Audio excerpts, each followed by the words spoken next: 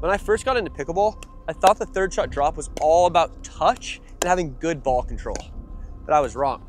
While these are important factors, the main thing that's gonna make you consistent on your third shot drop is having good preparation and the right technique. So in this video, I'm gonna take you step by step through exactly how to do this. The preparation for the third shot drop starts right after you hit the serve. After I hit my serve, I need to make sure that I'm standing in an athletic stance and I'm ready to react to my opponent's return. What I don't want you to be doing is standing there on your heels, not in a good position to move, because moving early and efficiently to hit your drop is one of the most important aspects to getting it in consistently. So we don't want to see this either. Obviously, I'm standing inside of the baseline right now. If I'm standing inside of the baseline, there's a high chance I might have to back up before hitting my drop. What I'd like to see is this. Even if I hit my serve and I carry my weight into the court a little bit, you're infinitely better off taking a quick step back so that you don't have to do that later.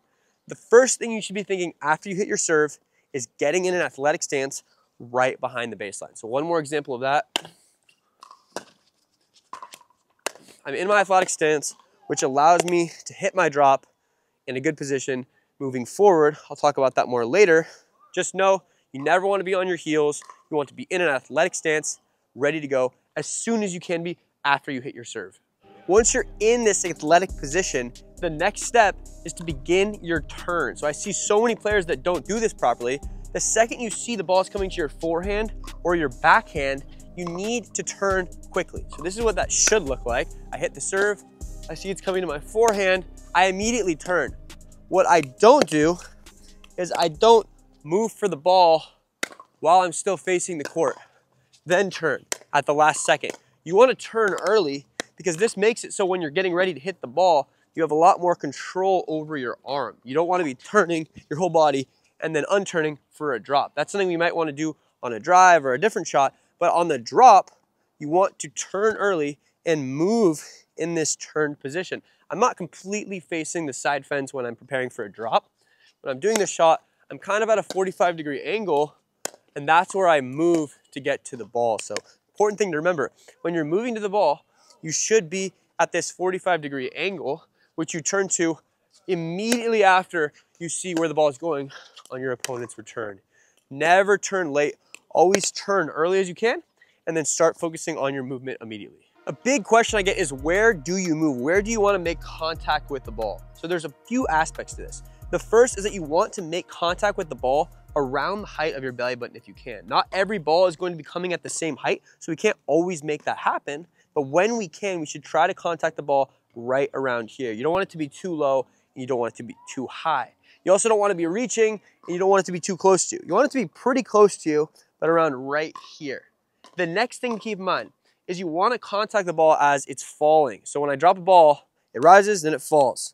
So on a drop, there's sort of that loopy trajectory. It comes up and it comes down. So you see, right when it's coming down is the best time to hit the ball. Right when it comes from the peak, then it starts falling. You don't want to hit it on the ground, but right when it's coming down. And the reason for that is when it's coming down, I'm essentially going the exact opposite direction as the ball with my paddle to hit this shot, which gives me a lot more control. If I hit the ball as it's rising, sure, I can do it, I can make it work, but it's pretty hard to do that as consistently as if the ball was falling. So in order to maximize consistency, you move to where the ball is falling and you try to make contact with it right here. So when I see the ball and I'm turned and I see where it's going, I'm essentially trying to line up this contact point with that level of trajectory from the ball. So what that looks like, I hit my serve and I turn. Should hit that one a little bit higher, so I hit it from a little bit farther back. See, so it's always going to be different every time. You might be hitting the ball from here, you might be hitting the ball from here. What's important is that you're in this position and you react super quickly from where your opponent hits their return and you get to that spot early. So I say get to the spot early. What does that mean? The second I see where Drew is hitting where the ball is, I get there and I actually take like an extra adjustment step once I'm already there. So that looks like this. I'm in position to hit my forehand, I'm moving, but even until the last second, I'm taking a few more adjustment steps in order to make sure I'm right here, because I don't want to be here and I don't want to be here. I only want to be here. And in order to do that, the ball is kind of unpredictable. So you always need to be taking an extra adjustment step right before you hit the ball so that you can move forward through it and hit it in that same contact point every single time. So as I just said, the other goal of getting to that spot early to hit your shot is that you want to be moving forward through the ball. Some people say you want to be gliding through the ball. One, because this puts your body weight into the ball, which gives you power, but also we're trying to get into the kitchen if we hit a good drop.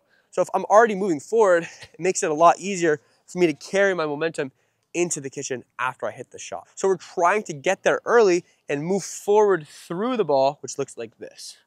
So I'm super active with my feet, can move forward through the ball, which allows me to come in. I did a reset there, and now I'm up at the kitchen where I want to be.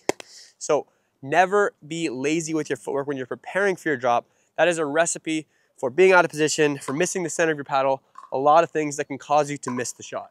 And a quick bonus tip that makes this a lot easier for some people, if you have a better side on your drop, so if your forehand drop is way better or your backhand drop is way better, you can guarantee that you hit that every single time by sliding over in the box. So let's say a lot of players prefer their forehand drop. What they can do is they can essentially just serve from farther out towards their backhand. And what this does is it makes it pretty much impossible for them to have to hit a backhand, and they can guarantee that they get a forehand every single time. You can also just hit your serve and immediately get in position to move to your forehand. So I don't really need to get into my square position here.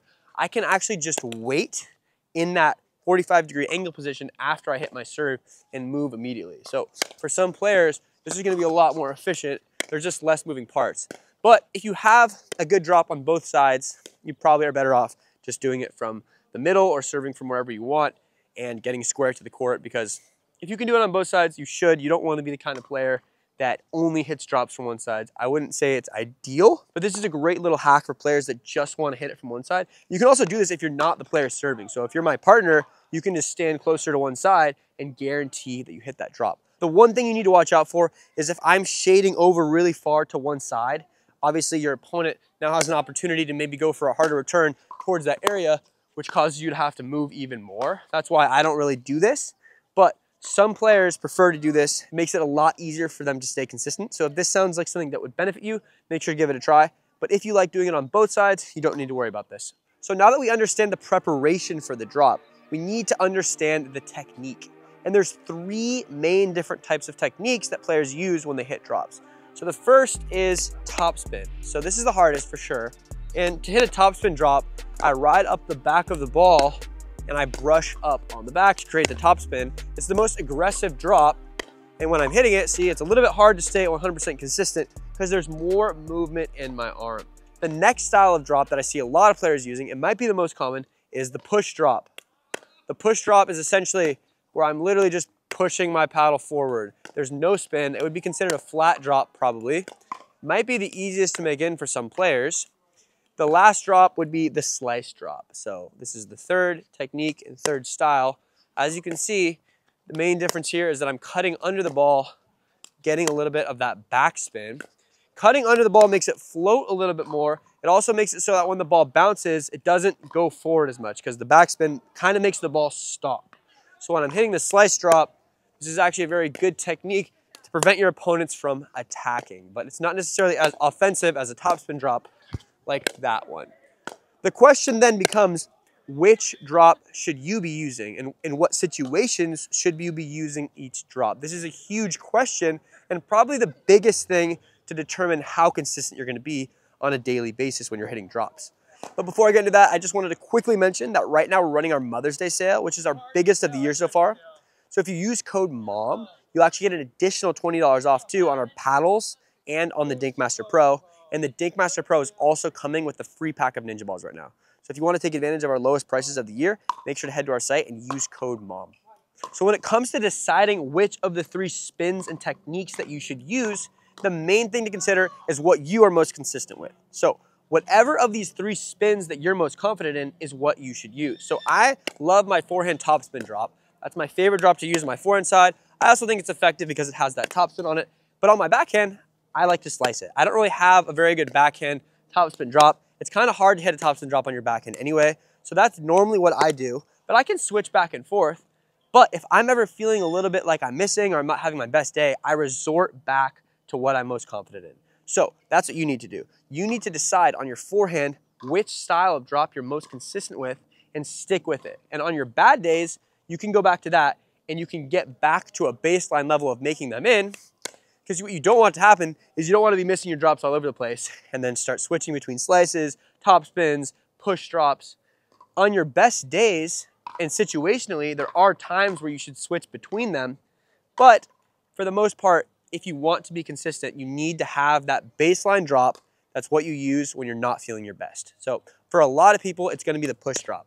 I think if you're not coming from a tennis background, the topspin drop is a little bit challenging. So the push drop or the slice drop is a great option to build your consistency in. So if you're watching this and you don't really have one that you're consistent in yet, that's where I'd start. I'd start with either the push drop or the slice drop. So just remember, you need to have a drop, at least one. Maybe it's only on your forehand.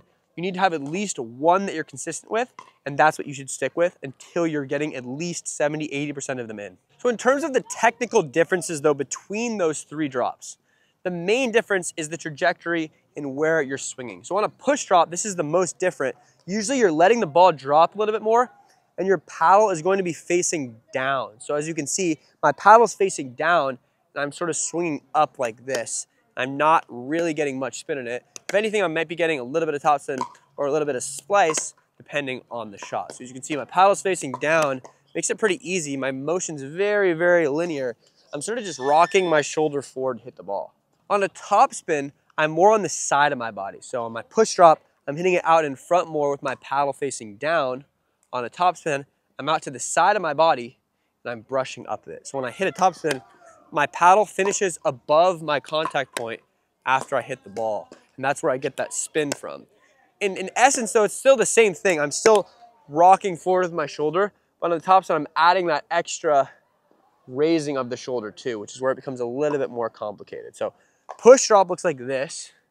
Topspin's over here looks like this. So similar motions, but we get a different result based on where I'm hitting the ball and how much I'm brushing up on the back of it. Slice drops, I'm coming down. So I'm not gonna be chopping down, but I am sort of cupping under the ball when I hit it. So that looks like this. I still need to hit up though, because we're hitting the ball a little bit up on a drop. So the slice drop is more of a banana motion, whereas the topspin is more of a straight line up. And my push is sort of a rocking motion forward.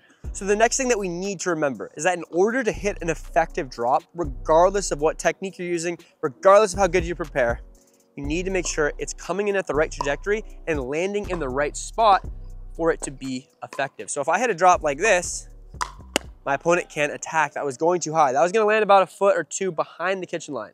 That is not good enough if your opponent is already standing at the kitchen line, which one player every point should be doing that anyways. So an effective drop generally is passing the net around 1.5 feet over it, and it's landing about 1.5 feet to a foot from the kitchen line.